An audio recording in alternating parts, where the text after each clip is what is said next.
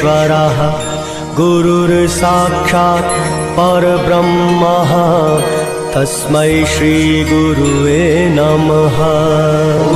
गुरुर्ब्रह्मा गुरुर्विष्णु गुरुर्देवो महेश्वरा गुरुर्साक्षात् परब्रह्मा तस्मै श्रीगुरुवे नमः।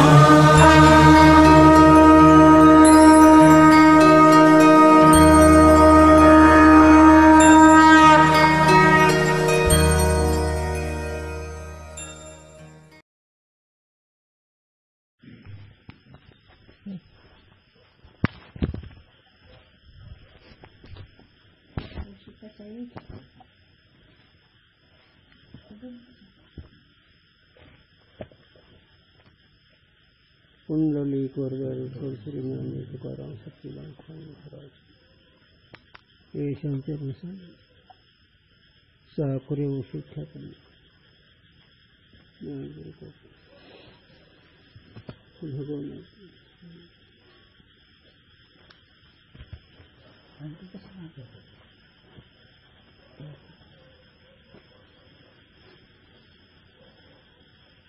किती हिडिंग काय लय चिंतन नाही का तुला हे नाही वाचून दाखवतो सर्व पदार्थ अनात्मा पदार्थ का ऐक ना थोडं ऐक अगोदर 2-3 हेडिंग वाचतो 279 ते पहिलं वाचायला लागलंय सर्व पदार्थ अनात्मा पदार्थ का क्रमविषय ब्रह्मविषयी लय चिंतन आणि त्याच्या आधीचं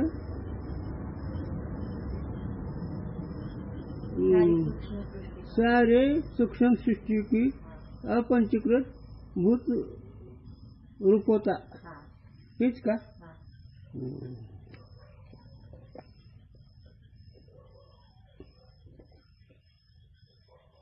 लक्ष आहे ना पण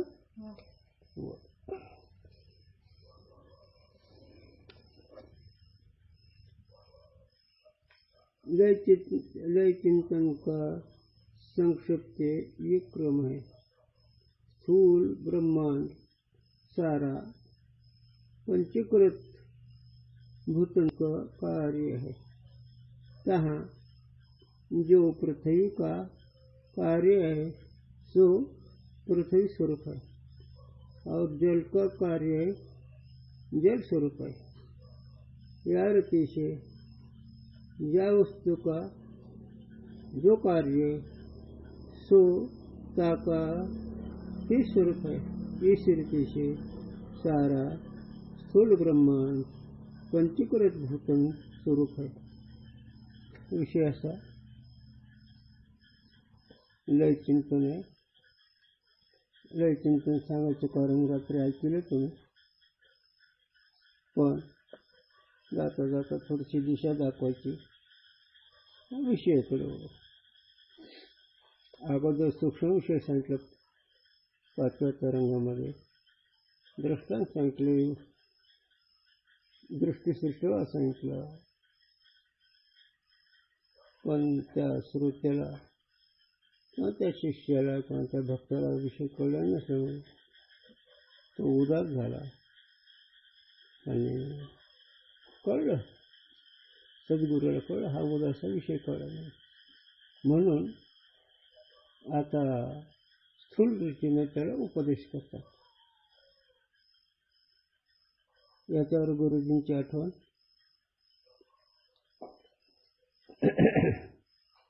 महात्मा तोच असतो की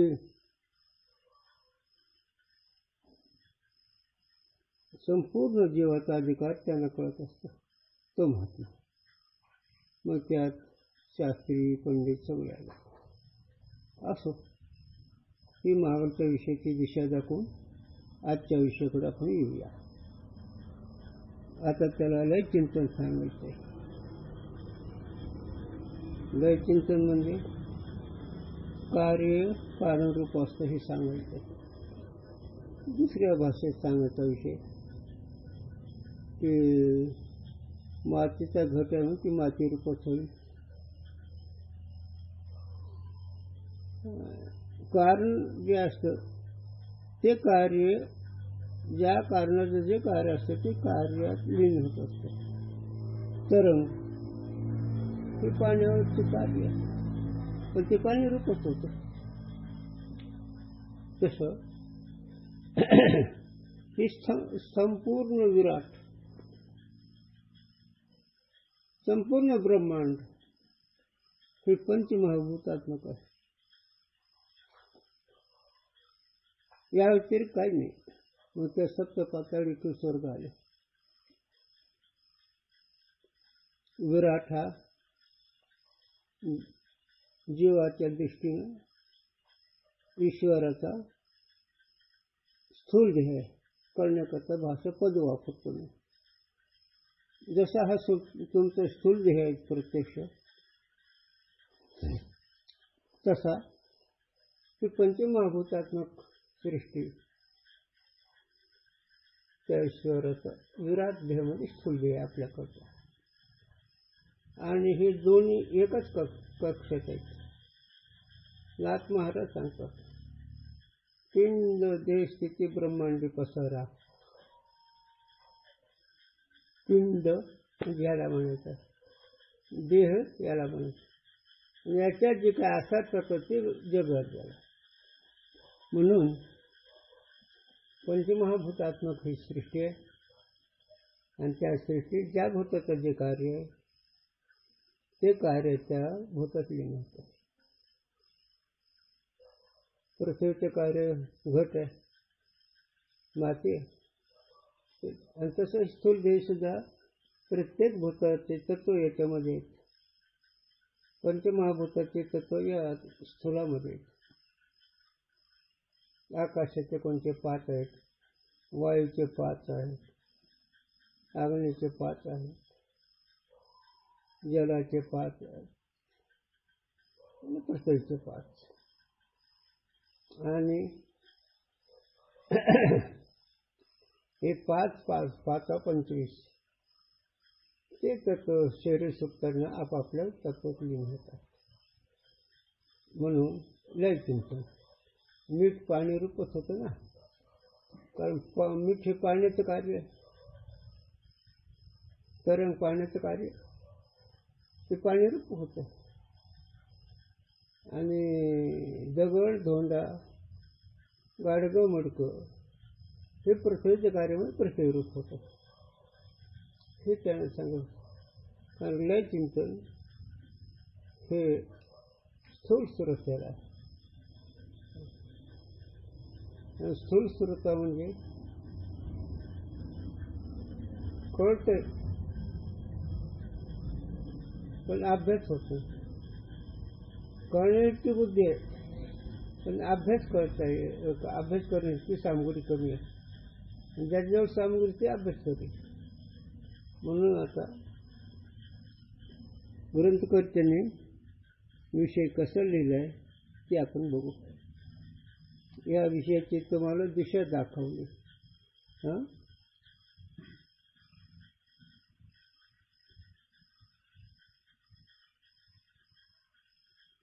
अभ्यास करत नाही. झोपेमध्ये वृत्तीचा लय होतो. पण ते कशा रीतीने होत हे कुठे तुम्हाला कळतं. झोपेमध्ये वृत्तीचा लय होतो आणि त्याच्या आधी झोपेच्या आधी वृत्ती नेत्राच्या ठिकाणी असते. जागृत अवस्थेमध्ये वृत्तीचं ठिकाण नेत्र आहे. आणि ती वृत्ती ज्यावेळेस स्वरूपाकडे निघाली, ती राहिली आपल्या झोपेकडे निघाली, त्यावेळेस अंतःकरणाची वृत्ती डोळ्याच्या ठिकाणी ती निघायला सुरुवात करते आज्ञानेकडे. त्यावेळेस वरती नेत्रस्थान सोडते, म्हणजे नेत्र ठिकाण राहते. कशावर? वृत्ती झोपीकडे मानस शिकवते आणि वृत्ती नेत्र ठिकाणी मान ताट पाहते. हो, वेळ जास्त घेत नाही. आणि ज्ञानेंद्रियातून वृत्ती पहिली स्थळ सोडते. लय चिंतन बरं का, झोपेचं चिंतन सांगायला होतं. आणि त्याच्यानंतर अनुभवाचं चिंतन परफेक्ट. पंचमभूताचं परस्परामध्ये लय कसं होतं आणि परस्परामध्ये प्रगट कसं होतं, हे महत्त्वाचा विषय.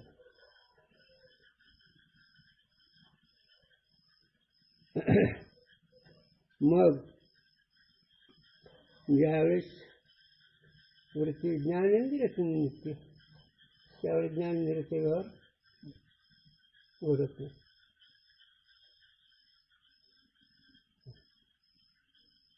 डोळ्यातून वृत्तीने रूप दिसते का? नाही. वृत्ती झोपीकडे निघाल्यानंतर तो त्याचा व्यवहार करतो. 5 ज्ञानेंद्रियाचे व्यवहार करत नाही त्यासोबत. आणि जोपर्यंत तुम्हाला प्राणाची क्रिया कळते तोपर्यंत खरी झोप नाही. झोपीकडे वृत्ती निघाली पण काही अंशतः प्राण्याचा व्यवहार करतो, पण ती झोप खरी नाही.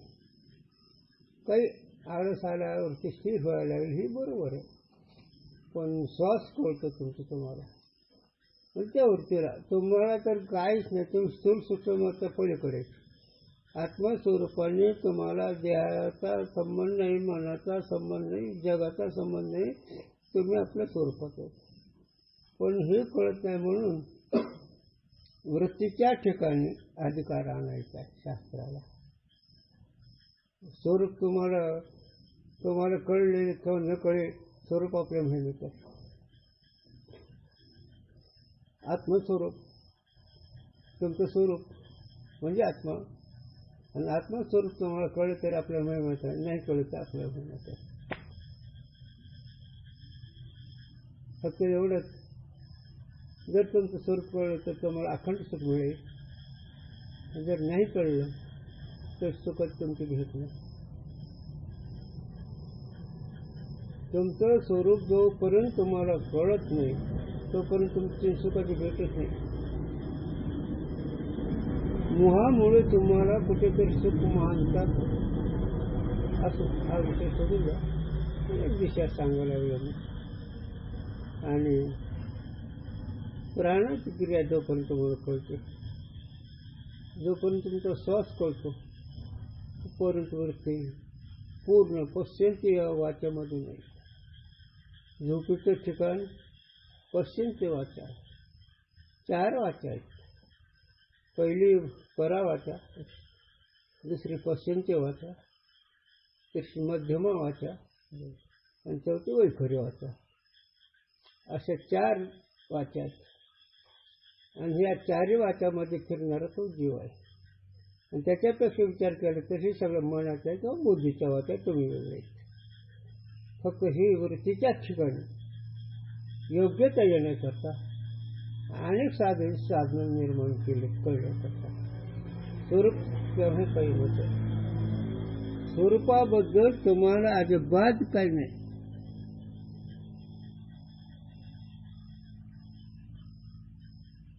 काय सांगा तुम्हाला. झोप ही सगळ्याला का नाही. झोप ही सगळ्याला. जिथे अंतःकरणाचा व्यवहार तिथे ही 3 अवस्था आहेत. जिथे अंतःकरणाचा व्यवहार आहे तिथे ह्या 3 अवस्था आहेत. आता आम्हाला गुरुजींनी सांगितलं पाण्याची झोप कशी आहे, घोडीची झोप कशी आहे, पाखराची झोप कशी आहे, कुत्र्याची झोप, हे सगळे सांगून गेले गुरुजी. आणि तसा महात्मा त्रिभुवनात नाही. तुमचं काय वैभव असेल ते असेल, पण तसा महात्मा त्रिभुवनात आहे. किती कळ त्या महात्म्याकडे.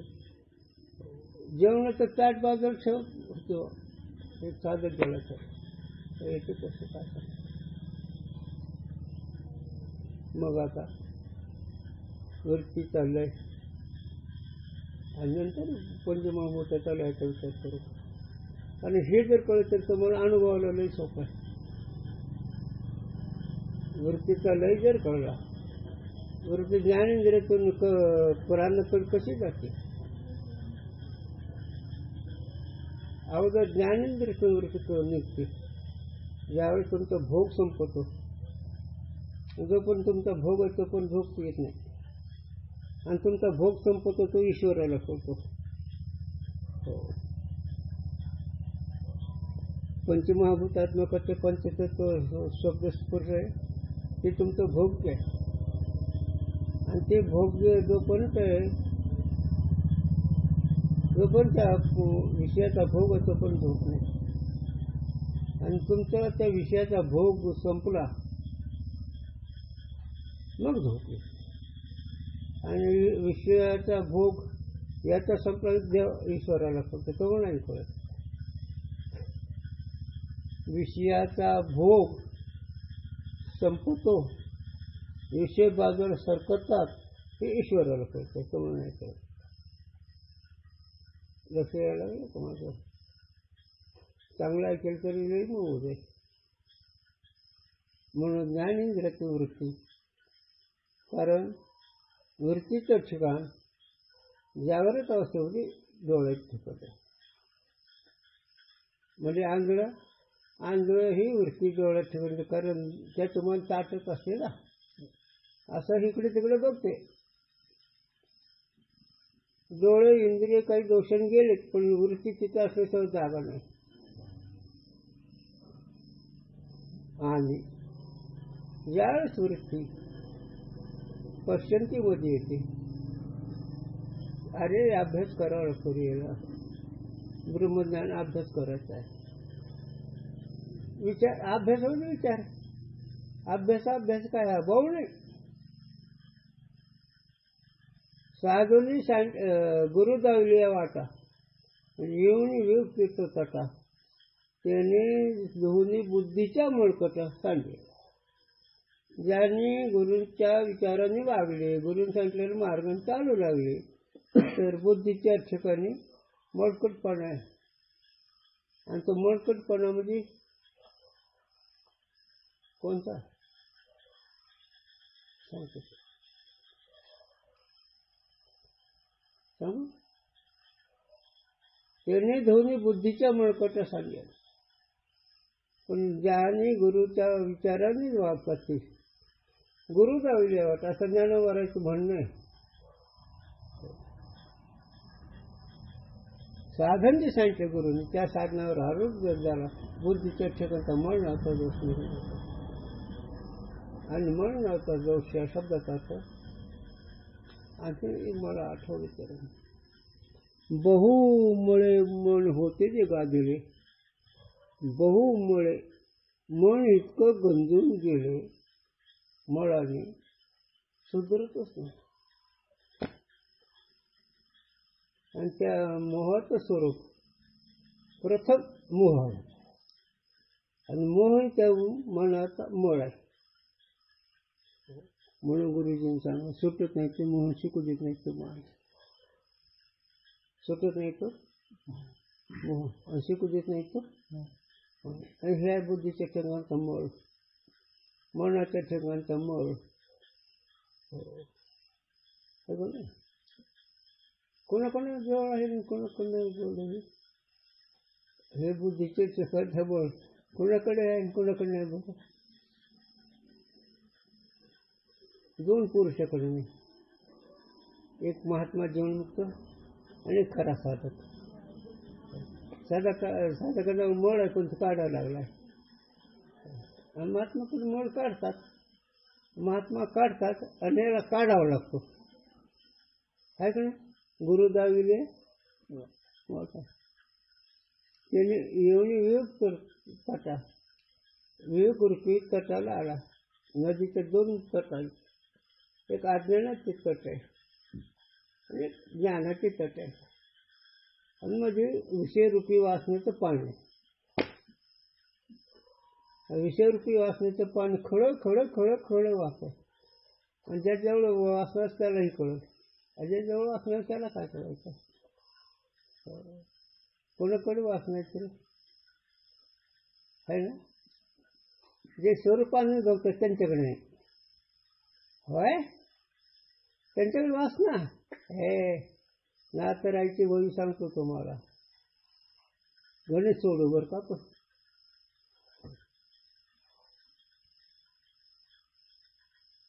ओरोशी आली अशी जशी काम क्षोभ तुझी चिठ्ठी ही ब्रह्मानंद बघतो. गणेश सोडवायचे आपल्याला, आपली भूमिका अभ्यासाने वाढवायची. लिहिले ना त्यांच्या भागवतात, ओरोशी आली अशी काम क्षोभ तुझी चिठ्ठी. म्हणजे का हा विकार नाही, जो आनंद स्वतःच्या आनंदात निमग्न झालाय म्हणून. आणि स्वरूप आनंदात निमग्न झाल्याशिवाय इंद्रियाचा मनाचा वेळ थांबतच नाही. किती प्रश्न करा, प्रयत्न श्रम दम उपरती तिथे समाधान हे अभ्यास वस्तू मिळण्याकरता ही सगळी साधनं आहेत. मग आता तुम्हाला मी झोपेतच केलं चिंतन सांगायला लागलो आणि त्याच्यामधून ज्ञानेंद्रिय वृत्ती जर गेली तर शरीर स्थिर होतं, हालचाल होत नाही. जोपर्यंत ज्ञानेंद्रियच वरती आहे तोपर्यंत शरीराची हालचाल होते.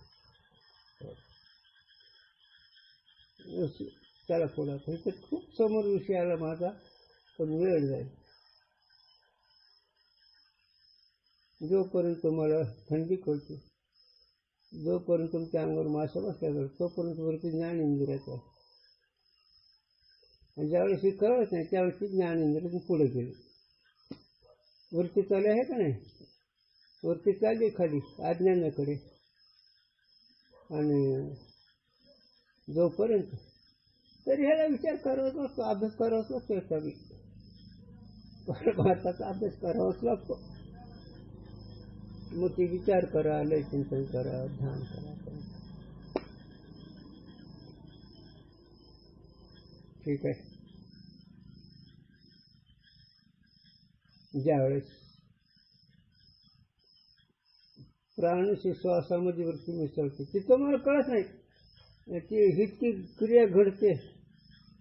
हो, आणि ही मालिका ते झोपीची व्हायचं. आणि हे झोपी कारण एकच, तुमचा जो काही परारब्ध भोग आहे पंचविषयाचा,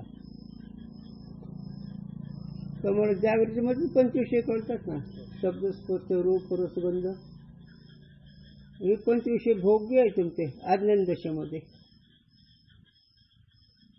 आणि तुमचे ते विषयाचा भोग संपला त्याला म्हणतात ईश्वराला, तो सर्वज्ञ आहे.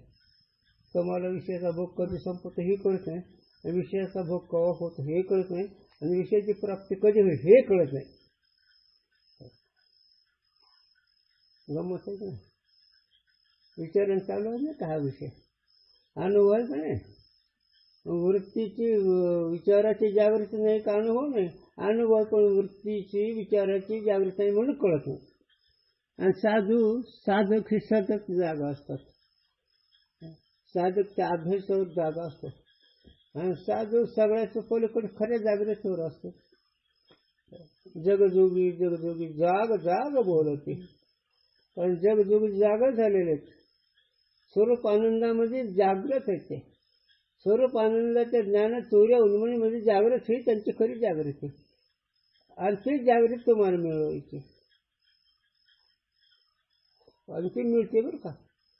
मिळत नाही असं नाही, उदास नाही व्हायचं. उदास व्हायचंच काम नाही. का बरं? अरे किती समर्थ आहे तुमच्या पाठीमागे. ज्ञानोबा आहेत, तुकोबा आहेत, नाथ महाराज आहेत, जोडोबा आहेत, हे सगळे साधू तुमच्या पाठीमागे उभा आहेत. आपण कमी पडतो. मी इतका का स्थूल सांगतो विषय, येणकरी प्रकारे कळावं म्हणून. विद्यार्थी अभ्यासाला एवढं सांगायची गरज नाही. आणि ज्यावेळेस वरती प्राणच वृत्तीचा लय होतो,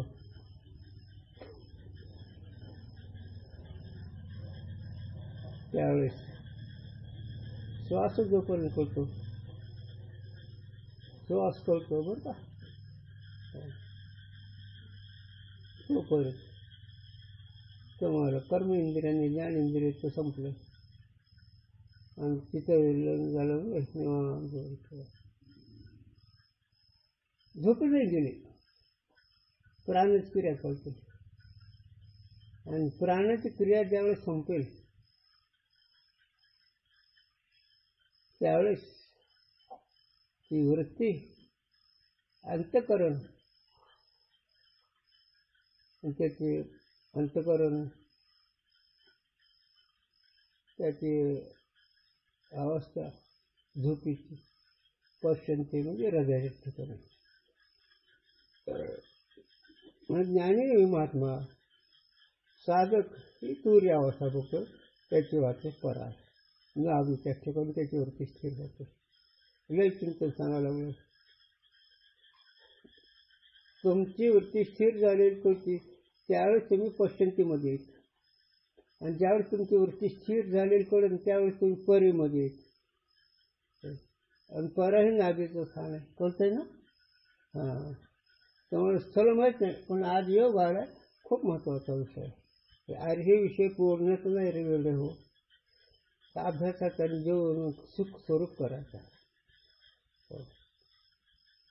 हे कळलं तर खरंच सुख अखंड निकार रहित सुख आहे तुमचं स्वरूप. तुमच्या स्वरूपात तीळ नाही, राळ नाही, जव सुद्धा नाही, कमी नाही. सूर्याच्या समोर अंधार किती टक्के?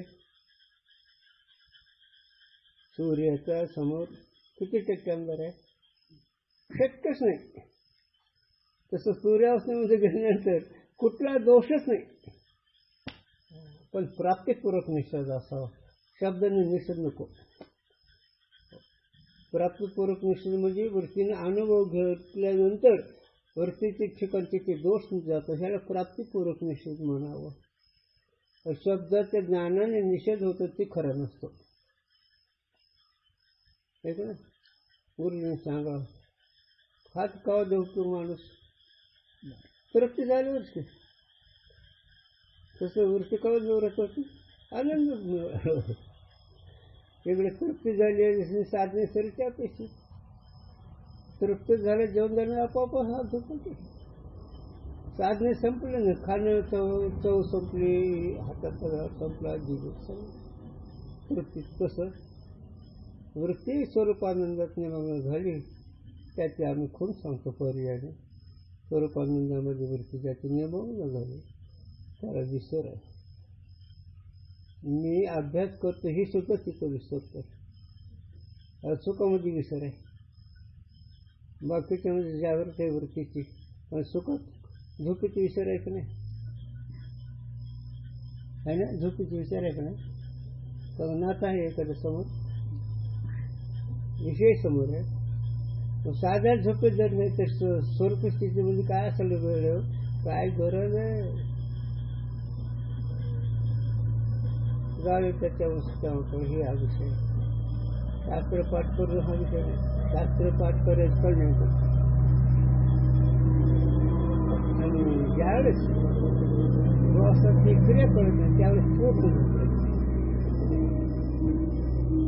श्वासाची क्रिया कळत नाही त्यावेळेस वरती पश्चिमची वाचा दुसरी वाचा, कारण पश्चिमची स्थूला करून तिसरी वाचा, वैखरी मध्यमा आणि पश्चिमची ही तिसरी, आणि परेकडून गेली तर दुसरी. परा आणि पश्चिमची ही दुसरी वाचा. वाचा म्हणजे तिथं व्यवहार होतो म्हणून वाचा. वैखरीचा व्यवहार उभयचा करतो आणि मध्यमा आणि पश्चिमची वाचा सोला करतो. दुसऱ्या भाषेत सांगतो. तुमचे संकल्पाचे विषय समोर करतात त्याने बोलल्यावर उभा आहे करत, पण तुम्ही बोलत नाही, तुमच्या मनाचे विचार तुमच्या समोर करतात.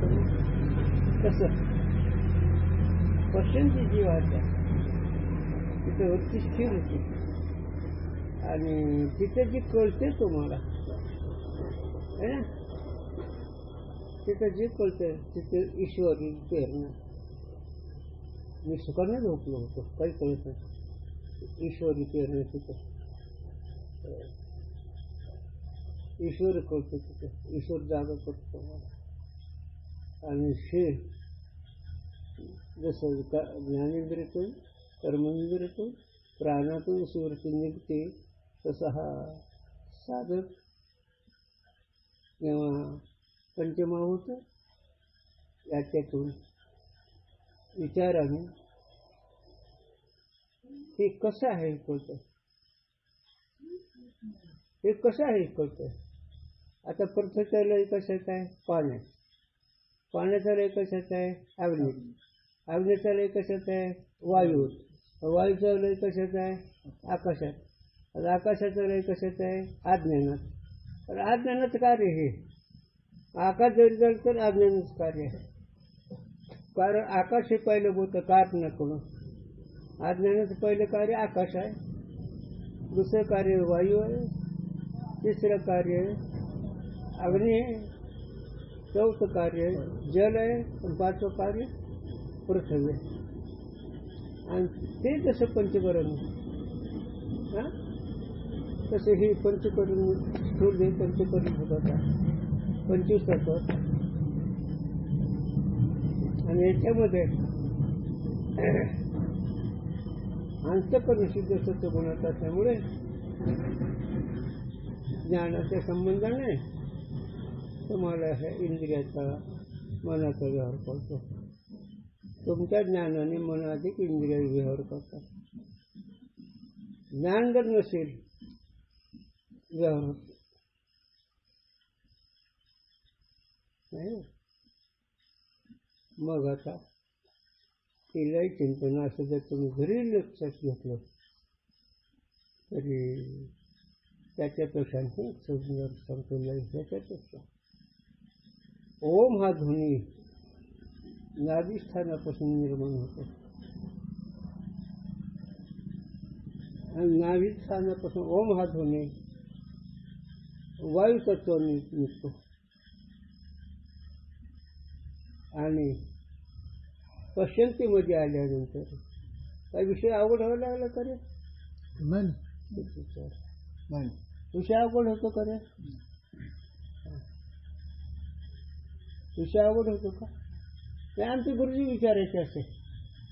कारण जन्मदाते आईलाच व्हायचं असतात खरं लेकराचं. व्हॅल्यू जाणे बांध काय जाणे अगोदर लिहिले म्हणून परिस्थितीच्या येत ना जन्म दिलेलं त्याला माहीत असतं. तसं साधू खास जो उद्धार करतो त्याला माहीत असतं याला कसं शिकवायचं.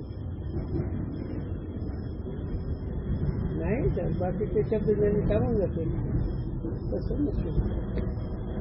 कळलं का तुला? कळलं तर सांग कसं. तुला गुरु तिथे बोलणार नाही सांगू विचारतो तसं.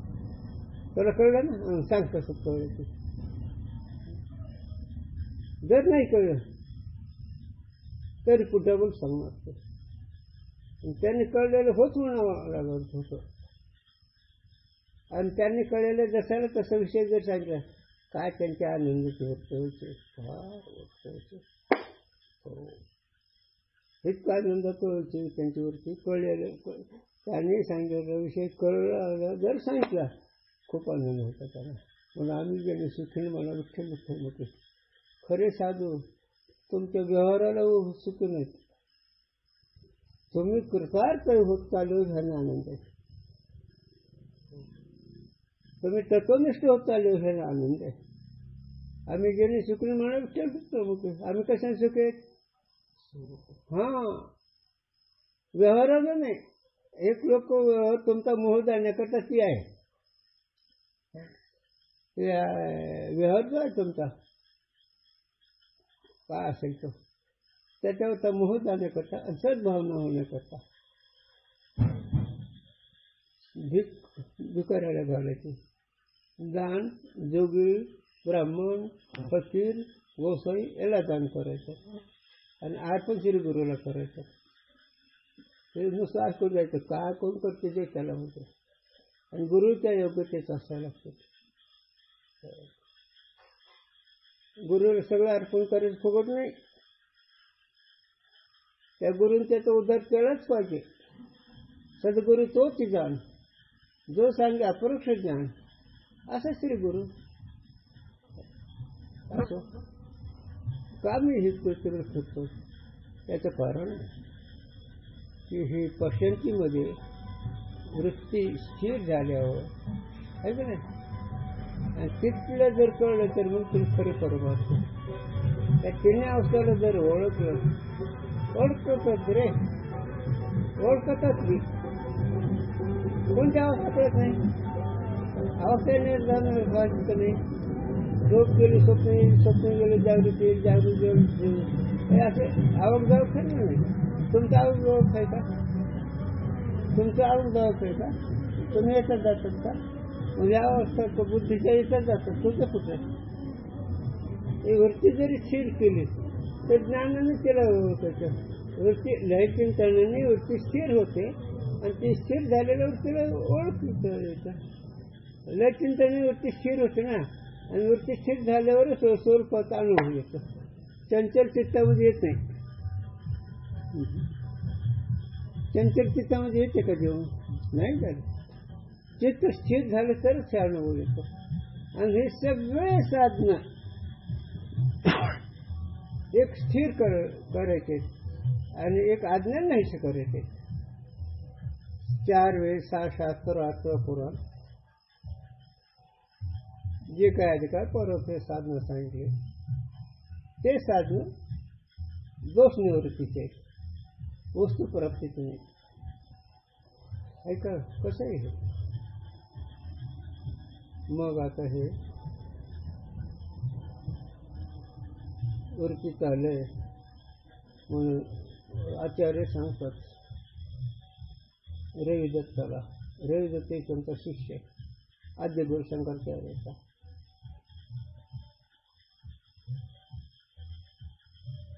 चिंतन असं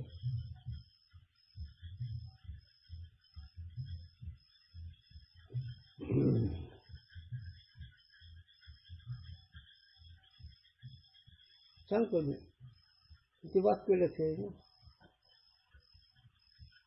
सांगतो रूपास देखील चक्षु, डोळा कशाला पाहतो? आणि चक्षुष देखील मन, डोळ्याला कोण पाहते? मन. आणि मनाला असं देखील ब्रह्मात्मा आपण, आणि मनाला ओळखणार तो ब्रह्मात्मा आहेस. आणि असा जर अभ्यास होता, ऐसा अभ्यास होता, वृत्तीचे तुटे अहम होता. जर असा अभ्यास केला तर वृत्तीचे ठिकाणी 2 दोष नाही होते, अहम आणि मम. वृत्तीचे तुटे अहममता. अगोदर अहमपणा मी देह आहे, ते देह वाटत नाही, आणि त्याच्या संबंधी तुम्हा कुठं राहील.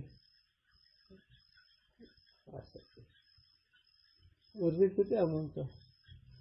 बुद्धीचा विक्षेप जायचा होता, चंचलपणे जातो.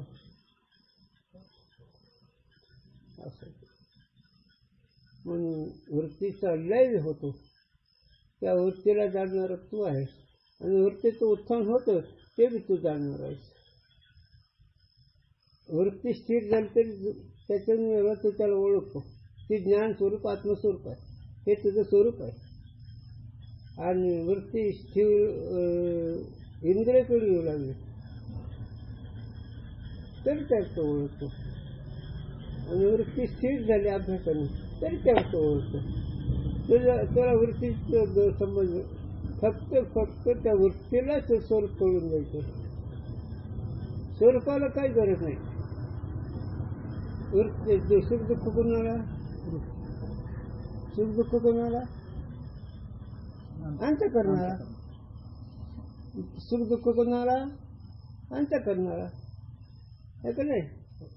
कशावरनं? झोपेत अंतःकरण नसतं, सुख दुःख कुठे? आणि जागृती झालं सुख दुःख आहे, अंतःकरण जागृती झालं तिथं सुख दुःख आहे. म्हणून त्यावरती चर्चा करायचं या अभ्यासाने, है ना. एका भूतातून एका भूतातून आजप्रमाणे जर सोडत गेलात तर ते सगळ्या गुण दोषातून बाजूला होते आणि शुद्ध सत्वगुण होते आणि ते स्थिर झाल्याने स्वरूप होतं. आता याच्यापेक्षा कळलं स्वरूपाच्या ज्ञानाने वृत्तीला स्वरूप कळतंय. वृत्तीला स्वरूपाच्या ज्ञानाने स्वरूप कळतंय. दिव्याच्या प्रकाशाने दिवा कळतो, सूर्याच्या प्रकाशाने सूर्य कळतो. हो, तसं तुझ्या ज्ञानाने वृत्ती कळते. फक्त एवढंच, वृत्तीची सामग्री कमी असते म्हणून कळत नाही. आणि ज्याची पक्की वृत्ती झाली, ज्याचं कापरासारखं अंतःकरण झालं, त्याला काय वेळ आहे. हो, म्हणून तिथं सांगितलेलं चिंतन आता जेव्हा भेटेल तेव्हा ऐकायला मिळत. आता सांगतो पण हे कळलं सगळ्याला, है ना, कळलं सगळ्याला ऐकताना. मग आता हे विचारांनी आणि लय चिंतन करत ते काय कुठं काय नाही का, हे विचारांनी लक्ष घेईल तुमच्या. मला माझ्या बोल कसं सांगत होतं, कळलं ना तुला, विसरू नको. विसरत नाही पण ते विसरायला लावतोय भोसडीचं. ते संधी म्हणून जाय, मग अभ्यास छोटं आहे, आईचे पळ इंग्रजी ते संधी म्हणून जाय. कोणत्या संधी? बुद्धीने आत्मज्ञान ब्रह्मरूप भाई आपण ब्रह्मनिष्ठा राहते ते संधी. मी ब्रह्म आहे, मी साक्षी आहे असे वृत्ती ज्यावर चित्तून ती निघून जाते. मग अभ्यास येत होतो, मग अभ्यास ते आमचं काकावून जातो, कोणा काही कळत नाही. आणि तुला काय सगळे बोंब त्याच येते, सगळ्यांची सगळे त्याच कक्षात येतात. ते सगळं खरं कोण बाबा, कोणा काय बाबा, त्याची बोंब आहे सगळ्यांचीच. एखादा महात्मा सोडला तर तुमचं सगळं खरं कळतंय, पटतंय, करतो, पण सामोरं कमी त्याचं एकच उत्तर. कोणाकडे वैराग्य नाही, कोणाकडे विचार नाही, कोणाकडे आचरण नाही, काही ना काही कमी असतं. आणि हे विचार सतत जर करत गेलात मग मात्र सामोरं येऊ काम होतं.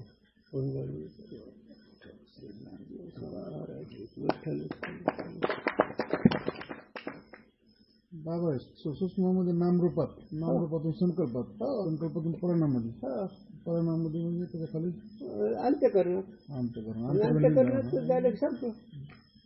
आणि अंतःकरणामध्ये स्फूर्ती सूक्ष्मभूत झाली. तसं नामरूपाचा जो पूर्तवेचा याच्यामध्ये नामरूपाचा संकल्पामध्ये संकल्पामध्ये सूक्ष्म म्हणजे मन दिसतं, नाम संकल्प म्हणजे प्राण सूक्ष्म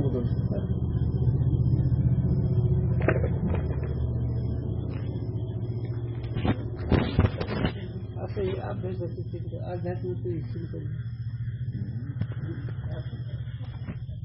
हे कळत असतं. ते कळायला झालं पाहिजे.